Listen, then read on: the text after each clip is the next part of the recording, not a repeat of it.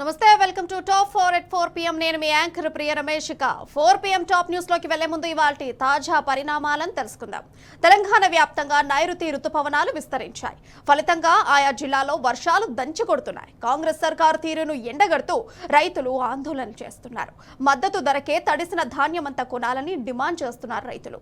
మేడిగడ్డపై NDSA నివేదికను తిరస్కరిస్తున్నామని L&T రాసిన లేఖను కేటీఆర్ సమర్థించారు. ఎన్డీఎస్ఏ నివేదిక అంతా బూటకమని మరోసారి తేలిపోయిందని చెప్పారు. ఇక గురుకులాలపై ప్రభుత్వం తీరును ఎమ్మెల్సీ కవిత ఖండించారు. గురుకులాల్లో విద్యార్థులతో వెట్టి చాకరీ చేయించడంపై ఆందోళన వ్యక్తం చేశారు. ప్రస్తుతం హెడ్లైన్స్ చూద్దాం. ఇక టాప్ న్యూస్ బ్రేకింగ్ చూస్తే తెలంగాణ వ్యాప్తంగా విస్తరించాయి నైరుతి రుతుపవనాలు.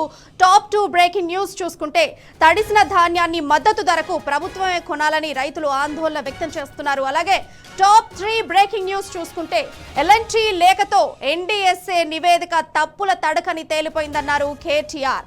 ఇక టాప్ 4 బ్రేకింగ్ న్యూస్ చూసుకుంటే గురుకులాలపై ప్రభుత్వం తీరును ఎండగట్టారు ఎమ్మెల్సీ కవిత.